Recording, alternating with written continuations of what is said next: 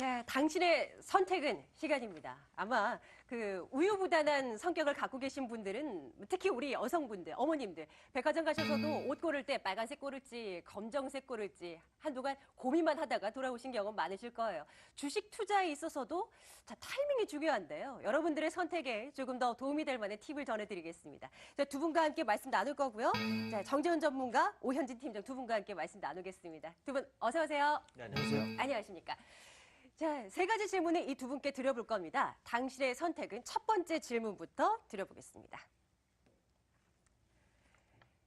오늘 철강금속 업종이 많이 오릅니다. 대장주 포스코를 놓고 고민을 해볼게요. 이 종목 수년 동안 보유하신 분들 많으실 거예요. 바닥 모르고 떨어지다가 작년부터 조금씩 올라가고 있는데 달아오르고 있는 포스코에 대한 선택입니다. 더 갈 수 있을까요? 아니면 상승은 이제 끝물로 접어든 것일까요? 점검해 보겠습니다. 포스코에 대한 질문 드려요. 정재훈 전문가님, 네. 먼저 당신의 선택은 무엇입니까? 네, 오늘 신고가입니다. 사야죠, 일단. 더 추가적으로 상승할 가능성이 좀 높다라고 좀 생각을 하고 있습니다. 우선 세계 1위 업체죠. 아르셀로미탈이 일단 작년 실적이 턴어라운드가 됐습니다. 그러면서 철강 업황에 대한 부분들을 나름대로 좀 생각해 볼 필요성이 있을 것 같은데요. 나쁜 소식보다는 좋은 소식이 좀 더 많지 않을까라고 좀 판단이 됩니다. 중국 쪽에서의 구조조정은 여전히 좀 진행될 수 있는 그런 모습들이 좀 나타나고 있는 그런 상황들이고요. 뿐만 아니라 원자재 가격이 좀 상승을 해주는 그런 모습들을 좀 보이면서 이익적인 측면에서도 증가될 그럴 가능성이 좀 높지 않나라고 좀 판단이 됩니다. 결국은 뭐 조정 시에는 매수 관점으로 좀 보셔도 좋을 것 같고요. 여전히 주가 수적인 수준으로 놓고 보게 된다면 싸다라는 좀 인식이 가득 차고 있습니다. 그렇기 때문에 조정 시에는 매수 관점으로 좀 대응을 하시는 전략이 좋을 것 같습니다. 그러니까 이 두 가지 놓고 보면 이쪽이라는 말씀이신 거네요. 자, 오현진 팀장의 답변도 들어보겠습니다. 오 팀장님, 당신의 선택은 무엇입니까? 네, 저도 뭐 정재훈 전문가님은 똑같이 조금 더 간다라는 쪽에 무게를 실도록 하겠습니다. 일단 기본적으로 상승 추세를 이어나가고 있는 종목은 빨리 팔 필요는 없어요. 시세가 꺾일 때까지 홀딩하는 구간이니까 일단 추세에 순응해서 달리는 말에 올라타는 그런 전략은 가능하다라고 생각을 합니다. 실제 포스코 같은 경우 4분기 실적이 부진할 것이라는 우려가 있었고 4분기 실적이 사실 안 좋았어요. 그런데 4분기 실적이 확인이 되다 보니까 오히려 불확실성이 해소됐다라는 부분이고요. 1분기 같은 경우에는 철강 가격 상승에 의해서 전년 동기 대비해서 훨씬 더 큰 폭의 실적 개선을 보여줄 것으로 기대가 되고 있습니다. 물론 중국 부분에서의 이제 철강 공급 과잉 아직 끝나지는 않았습니다. 그런데 중국에서 철강 제품 가격 인상이 지금 시작이 되고 있단 말이에요. 그렇다면 국내 업체들도 가격 인상에 대한 기대감을 가져갈 수 있다고 보시면 되겠고요. 또 철강주가 강세를 보였던 가장 큰 계기가 트럼프 대통령의 인프라 확대 공약 이후였다라고 생각을 합니다. 뭐 교량이 됐던지 간에 아니면은 뭐 철도가 됐던지 간에 인프라 정비가 됐던지 간에 철강에 대한 수요가 증가할 수 있다는 거죠. 물론 미국에서 인프라 투자가 확대된다고 포스코가 실적 개선이 될 것이냐 가능성은 크지 않다라고 봅니다. 다만 어찌되었던 간에 미국의 철강주가 긍정적인 흐름을 보여도 국내 철강주에는 경험적으로 봤을 때 좋은 영향을 미쳤던 경우가 더 많다라고 보시면 되겠고요. 신사업에 대한 기대감도 있습니다. 국내 최초 리튬 공장을 준공을 하고 또 LG화학이나 삼성 SDI에 공급하겠다라고 밝혔죠. 주가가 움직이는 것은 결국은 미래에 대한 기대감입니다. 그래서 지금은 추세가 살아있고 수급도 괜찮고요. 철강 가격 인상에 대한 기대감이라든지 아까 말씀드렸던 신사업에 대한 기대감 아직은 남아있다고 봅니다. 그래서 추가 상승 조금 더 노려볼 만하다라고 생각하고 있습니다.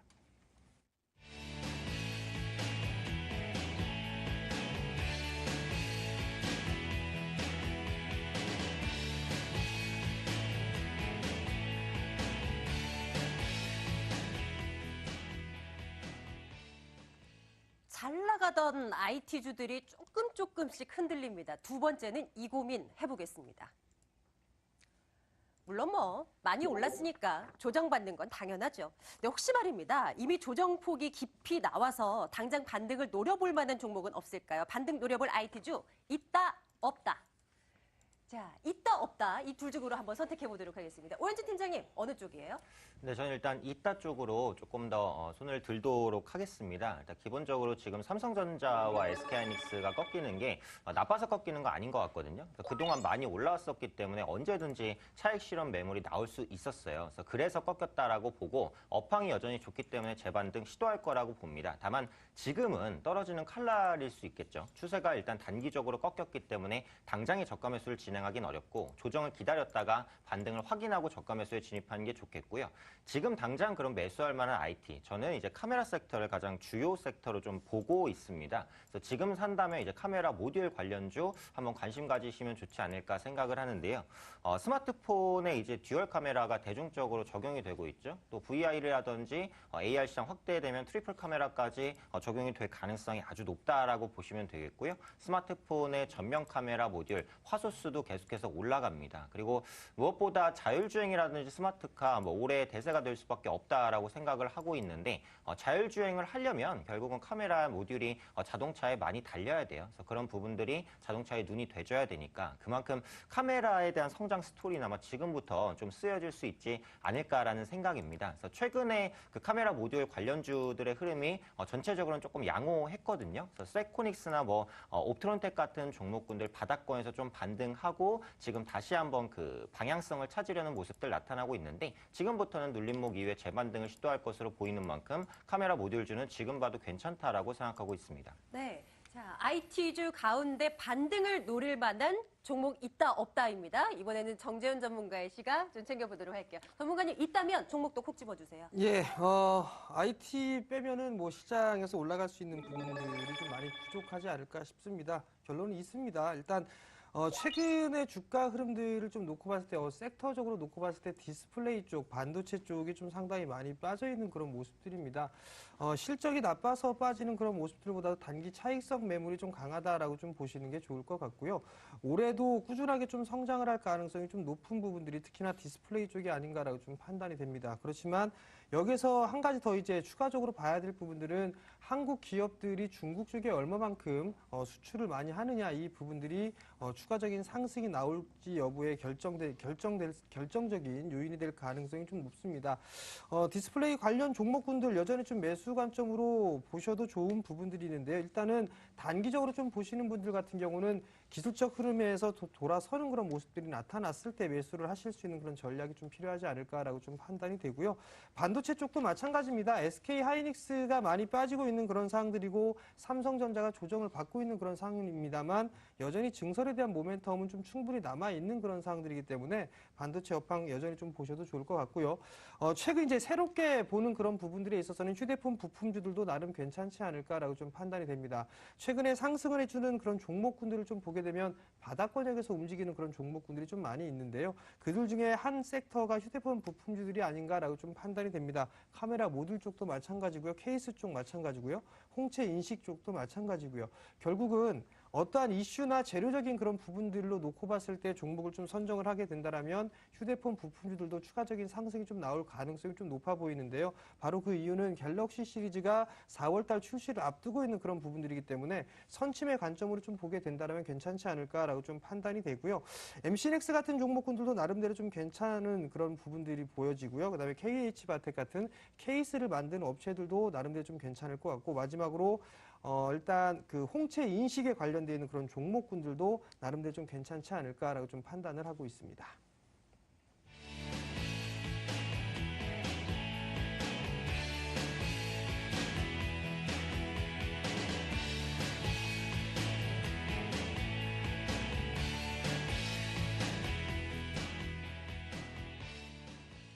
이번에는요, 오늘 시장에서 많이 올라서고 있는 종목들 중에 선택을 해볼까요? 타이어주에 대한 관심이 있으신 분들, 혹은 보유하신 분들 주목해 주십시오. 선택 내려보겠습니다.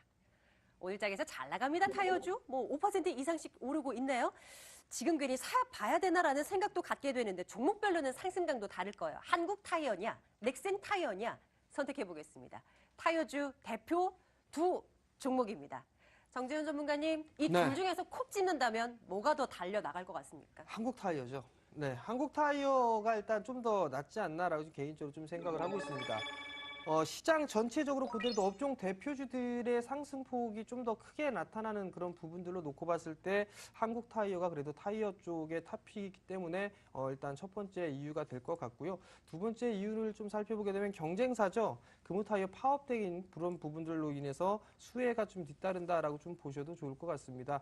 결국은 추가적인 상승이 좀 나올 수 있다라는 부분들. 세 번째 부분들로 좀 보게 된다라면 일단 수출에 대한 부분들 상당히 좀 더 늘어나고 있는 그런 모습들이 나타날 수가 있다라는 부분들이고요. 가장 큰 장점 같은 경우로 볼 수 있는 부분들은 고객사가 좀 다변화돼 있다라는 부분들입니다. 그렇기 때문에 일단은 고객사가 좁은 그런 부분들보다 다양하게 갖고 있는 부분들이 한국 타이어이기 때문에 좀 더 유리한 그런 위치에 있지 않을까라고 좀 생각을 하고 있습니다. 네, 좋습니다. 일단은 한국 타이어 1승입니다. 자, 한국과 넥센 둘 중에 오현진 팀장의 선택은 뭘까요? 둘 중에 하나 콕 집어주십시오. 네, 저는 이제 넥센 타이어를 일단은 좀 꼽았습니다. 일단 이유 같은 경우에는 그 한국 타이어보다는 좀 주가가 기술적으로 좀 덜 오른 것 같아요. 그래서 가격적인 부담이 조금 더 적지 않나라는 생각이 첫 번째고요. 두 번째로는 최근에 타이어 업체의 마진이 개선되는 부분은 UHP라고 하는 그 초고성능 타이어입니다. 일반 타이어 대비해서 마진이 한 20% 정도 높기 때문에 타이어의 수익성을 개선시키는 데 가장 핵심적인 요인이다라고 판단을 하고 있고요. 두 기업 모두 UHP 초고성능 타이어의 판매가 확대가 되고 있는데 그 매출의 증가 폭이 이제 한국 타이어보다는 넥센 타이어가 조금 더 높습니다. 그래서 그런 부분들 때문에 점수를 조금 더 줄 수 있지 않을까 싶고요. 그런데 이건 제가 이제 굳이 이제 선택하라고 해서 넥센 타이어를 선택을 했는데 제 생각에는 한국 타이어든 넥센 타이어든 크게 중요하지는 않을 것 같아요. 만약에 타이어주를 사신다면요. 지금 타이어주가 움직이는 부분이 뭐 고인치 타이어에 대한 판매 확대라든지 뭐 글로벌 SUV 판매 호조라든지 이런 부분 때문에 올라간다면 타이어주가 전체적으로 호재를 받아서 올라가는 거거든요. 그럼 앞으로도 이제 개별 종목이 개별 이슈 때문에 올라가기보다는 타이어 전체적인 업황에 따라서 한국 타이어나 넥센 타이어가 제 생각엔 좀 비슷한 흐름을 보일 것 같아요. 그래서 한국 타이어든 넥센 타이어든 타이어 업황을 좋게 생각하시면 어떤 종목을 사도 상관은 없다라고 생각을 하고요. 근데 이제 굳이 선택을 하라고 했기 때문에 저는 넥센 타이어 쪽으로 선택을 했습니다.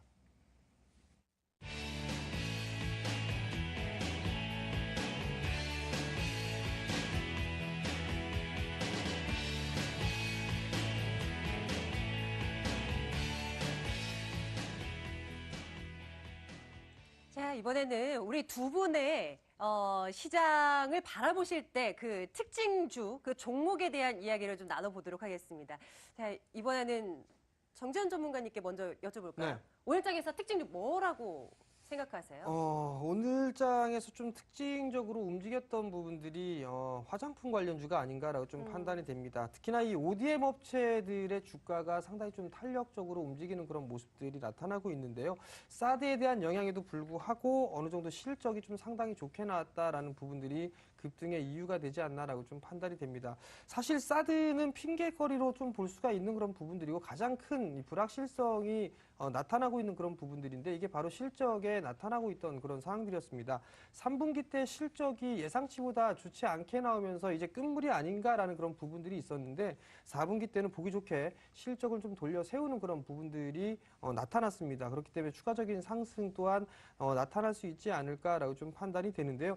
여기서 체크를 해봐야 될 부분들은 일단 ODM 업체 쪽의 주가와 그다음에 일반 화장품 업체 쪽, 브랜드 업체 쪽에서는 좀 더 차별화된 그런 모습들이 나타날 가능성이 좀 높습니다. 그 이유는 일단 화장품 제조업체들 같은 경우는 나름대로 실적이 좀 그렇게 좀 좋지 않은 그런 모습들이 나타난 반면에 한국콜마나 코스맥스 같은 경우는 나름대로 실적이 좀 의미 있는 실적이 나와줬던 그런 부분들이기 때문에 차별화된 모습들이 좀 나올다라고 좀 생각을 할 수 있을 것 같고요. 추가적인 반등 시도 또한 충분히 나올 것으로 예상이 되기 때문에 단기적으로 좀 보게 된다라면 조정 시에는 매수 관점으로 보셔도 좋을 것 같습니다. 네, 관련한 업종 가운데서 화장품 관련주들 가운데서 네. 그래도 콕 집자면 어떤 종목 보고 계실까요? 한국콜마하고 코스맥스 두 종목을 봐야 되겠죠. 함께 볼까요? 네. 한국콜마와 코스맥스 함께 점검해 보도록 하겠습니다.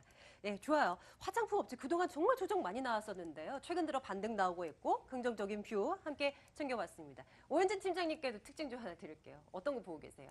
네, 오늘 특징주 제가 풍산을 한번 꼽아봤는데요. 오늘 이제 구리 가격 반등 기대감에 의해서 풍산이 상승을 했다가 지금은 상승폭을 이제 좀 많이 반납을 했습니다. 그래서 풍산 같은 경우에는 비철금속 전문 업체이기 때문에 구리 가격이 상승하게 되면 재고평가 이익이 자연스럽게 생긴다라고 보시면 되겠죠. 최근에 구리 가격이 톤당 6,000달러 선까지 올라왔습니다. 2015년 5월 이후 최고치고요. 그래서 올해 한 6,300달러까지 상승할 수 있다는 전망들이 상당히 많습니다. 구리는 산업의 쌀로도 불리죠. 그래서 글로벌 경기와 아주 밀접한 연관성을 가지고 있습니다. 최근에 지속된 경기 침체에 의해서 하락한 이후에 트럼프 당선 이후 인프라 투자를 공약을 하면서 그리고 중국의 경기 지표가 조금씩 살아나면서 구리 가격이 반등하고 있는 모습이고요. 궁극적으로 풍산의 주가는 앞으로도 구리 가격에 연동될 가능성이 높은데 저는 구리 가격이 추가 반등을 시도할 것이다라고 생각을 하고 있습니다. 지금 글로벌 경기는 대부분 바닥을 찍고 올라가는 과정이라고 보거든요. 그리고 미국과 중국의 지표가 양호하게 나타나고 있기 때문에 구리는 견조한 수요를 보일 것이다. 그리고 구리 가격이 최근에 반등하긴 했지만 고점 대비해서는 아직 반등폭이 적습니다. 요즘에 대부분의 원자재가 올라가는 추세기도 하고요. 그래서 이런 부분들을 전체적으로 감안을 한다면 구리 가격은 추가적으로 상승할 수 있다고 보고요. 풍산의 실적에도 충분히 도움을 줄 수 있다 이렇게 생각하고 있습니다. 네, 구리 가격 같은 경우는 어제 이상준 센터장과도 그 그래프 그리면서 저희 보여드렸잖아요. 고점을 연일 돌파하고 있는 모습 이어진다면 풍산 한번 눈여겨보도록 하겠습니다. 예, 좋아요. 자, 이번에는 두 분의 선택 한번 들어보겠습니다. 물론 특징주를 통해서 시각도 챙겨봤지만요. 관심주 하나씩 좀 챙겨보도록 하겠습니다. 자, 오현진 팀장님 다시요. 어떤 종목 콕 집어주시겠어요? 내일장 관심주야. 네, 그래서 요즘에 시장이 안 좋기 때문에 아무래도 개별적으로 좀 움직일 수 있는 종목을 선정하느라고 좀 노력을 했는데요. 네. 오늘 제가 가온미디어를 말씀을 드리겠습니다. 가온미디어는 셋톱박스 업체입니다. 세계 120여 국의 방송 사업자들에게 유료 방송을 제공할 수 있는 셋톱박스를 공급하는 업체인데요. 국내 같은 경우 디지털 방송이 많이 전환이 됐죠. 그런데 해외 같은 경우에는 아직 디지털 방송 보급률이 그렇게 높지는 않습니다. 그래서 해외 시장을 중심으로 해서 셋톱박스를 공급할 것 같고요. 국내 같은 경우에는 마진이 비교적 적은 이제 디지털 방송 대신 IP 전용 이제 셋톱박스를 공급하고 있거든요. 그래서 이런 부분들이 다른 모멘텀으로서 작용할 수 있지 않을까 생각하고 있고요. 또 인공지능 셋톱박스를 최근에 출시하면서 그에 대한 성과도 기대된다라고 보고 있습니다. 현재 인공지능 셋톱박스인 기가지니를 출시하고 KT에 공급을 하고 있습니다. KT 같은 경우 세계 최초로 IPTV를 연계한 인공지능 셋톱박스를 내놓은 이제 상황이기 때문에 이에 제품을 공급하고 있는 동사의 수혜가 될 수 있다고 보고요. 끝으로 말씀드릴 부분은 이제 홈 사물 인터넷이 되겠죠. 앞으로 홈 사물 인터넷 시장 무조건 커질 수밖에 없다라고 봅니다. 그래서 동사가 생산 중인 홈 게이트웨이는 이제 스마트 박스라든지 아니면 TV를 통해서 기계 그 모든 기기를 연결할 수 있는 장치입니다. 그래서 홈 IoT 시장이 활성화가 됐을 때 이 가온미디어가 중추적인 역할을 할 수 있지 않을까라는 기대감에 의해서 오늘 가온미디어 말씀드리고 싶고요. 매수가는 지금 종가 부근이 되겠네요. 한 1,800원 이하 정도, 그리고 목표가는 한 12,000원 정도, 손절가는 한 1,300원 정도 설정해 보시면 괜찮을 것 같습니다. 가격대 확인하시고요. 가온미디어. 자, 오늘 종가 기준으로 한번 접근해 보도록 합니다. 정재현 전문가님의 선택도 한번 들어보도록 할까요? 전문가님, 종목 한 가지 더 주신다면요. 예, 일단 저는 산업재 쪽 섹터입니다. 철강 업종을 좀 준비를 했었는데요. 일단 대한제강이라는 기업을 좀 말씀을 드리도록 하겠습니다. 오늘 포스코나 현대제철 신고가를 좀 보여주는 그런 모습들이 좀 나타났습니다. 윗꼬리가 달아진 그런 모습들을 좀 보이고 있지만 여전히 철강 업황 쪽에 있어서의 개선 기대감이 여전히 남아있는 그런 상황이다라고 좀 보시면 좋을 것 같습니다. 또한 이 저PBR 종목군들입니다. 일단 그렇기 때문에 추가적인 상승이 좀 나오지 않을까라고 좀 판단이 되고요. 대한제강 같은 경우는 꾸준하게 실적이 좀 증가되는 그런 모습들이 나타났습니다. 2015년도에 턴어라운드가 되고 난 이후에 양적 그리고 질적 성장을 좀 유지를 해 나가고 있는 그런 기업이기 때문에 충분히 추가적인 상승이 좀 가능하지 않을까라고 좀 판단이 되고요. 물론 업황적인 그런 부분들로 놓고 봤을 때에도 뭐 나쁜 부분들보다는 좋은 부분들이 상당히 좀 많이 있는 그런 사항들입니다. 중국 쪽의 구조 조정도 여전히 진행을 하고 있는 그런 사항들이기 때문에 아마도 상승이 좀 가능하지 않을까라고 좀 판단이 됩니다. 오늘 지금 가격이 1,300원 정도에 거래가 되고 있는 그런 사항들인데요. 10,000원 정도면 충분히 좀 매수를 할 수 있지 않을까라고 좀 판단이 되기 때문에 10,000원 정도에 관심 있게 좀 보시면 좋을 것 같고요. 목표가는 1차적으로 12,000원 그리고 손절가는 9,600원 제시를 해드리도록 하겠습니다. 대한제강 역시 내일장 관심주로 저희 체크하도록 하겠습니다. 가격대 한 번 더 확인하시죠. 자, AR 인베스트 오현진 팀장, MTN 힌트 정재현 전문가와 함께 마감 전략 점검해봤습니다. 두 분 말씀 고맙습니다. 네, 감사합니다. 네, 시장 마무리 앞두고 있습니다. 오늘 원달러 환율 크게 떨어지네요. 지수는 약보합 마감 예상되고 있습니다. 김영롱 앵커와 함께 정리하시죠.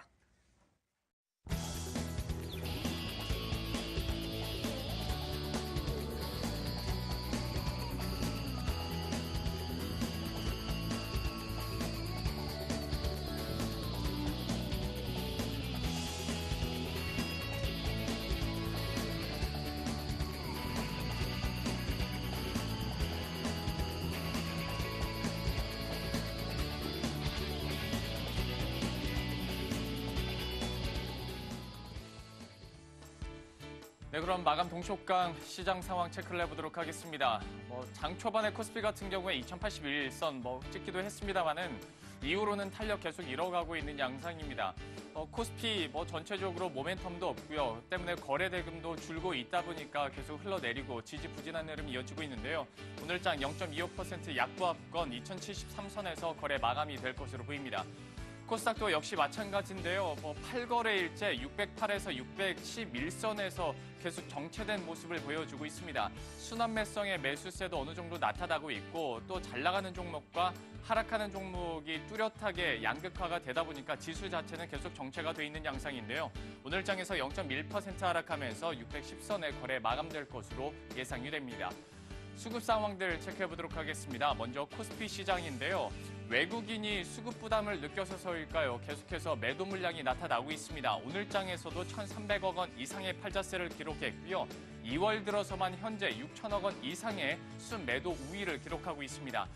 반면에 기관은 2,400억 원 이상의 매수 우위를 기록하고 있는데 역시 3거래일 동안 특징적인 것은 계속해서 대부분의 매수세가 금융투자를 중심으로 나타나고 있다는 점입니다. 코스닥 시장에서의 수급 상황도 체크를 해보도록 하죠. 기관과 외국인의 동반 매도 우위가 나타나고 있습니다. 특히 기관 같은 경우 9거래일 연속 팔자 우위를 기록하고 있고요. 이 기간 동안에만 역시 2,500억 원 이상의 순매도 물량이 나오고 있는 상황입니다. 개인만이 현재 500억 원 이상의 사자세를 기록하면서 오늘장 마무리가 될 것으로 보입니다. 이어서 시가총액 상위 종목들 체크해보도록 하죠. 역시 삼성전자, SK하이닉스, 전체적으로 IT주들 외국인들이 팔다 보니까 약세를 기록할 수밖에 없고요. 특히 삼성전자 같은 경우에는 오너리스크가 다시 한번 외국계 창구를 통한 매도세로 나타나는 모습이었습니다. SK하이닉스 어제 조금 반등하나 싶다가 오늘 다시 한번 차익 실현 매물이 나오면서 4% 이상 조정을 받으며 마무리가 될 것으로 보이고요. 역시 삼성전자 우선주도 1% 이상의 약세권에서 마감될 것으로 보입니다. 현대차 지지부진한 흐름이 이어지고 있습니다만은 그래도 막판에 다시 한번 소폭 힘을 내면서 0.36% 강보합권에서 마무리될 것으로 보이고요. 한국전력은 다시 한번 3거래일 만에 하락 전환하면서 1% 이상 조정을 받을 것으로 보입니다. 자, 이어서 코스닥 시장에서의 시가총액 상위 종목입니다. 그렇게 큰 특징이 없는 지지부진한 장세가 이어지고 있고요. 시장을 이끌 만한 대장주들의 흐름도 없습니다. CJ E&M 같은 경우에 6거래일째 하락세가 이어지면서요. 1.28% 이상 조정을 받으며 마무리가 될 것으로 보입니다. 특징주도 체크를 해보도록 하겠습니다. 먼저 포스코인데요. 아무래도 중국 기업의 구조조정 수혜 그리고 철강 가격 상승 전망이 나오면서 실적 개선 기대되고 있고요. 때문에 6거래일째 주가 상승하면서 오늘장에서 52주 신고가를 터치하기도 했습니다. 1.4% 이상 강세를 기록하면서 28만 2,500원에 거래 마감될 것으로 보입니다. 타이어주도 함께 보도록 하죠. 전반적으로 강세를 기록한 하루였습니다. 수요 증가로 인해서 역시 실적 기대감이 나타났고요. 전반적으로 5에서 6%대 강세를 기록했는데요. 한국타이어 역시 오늘장에서 5% 이상 급등한 6만 300원 선에서 오늘장 거래 마칠 것으로 예상이 되고 있습니다. 그럼 이제 오늘장도 곧 마무리가 됩니다.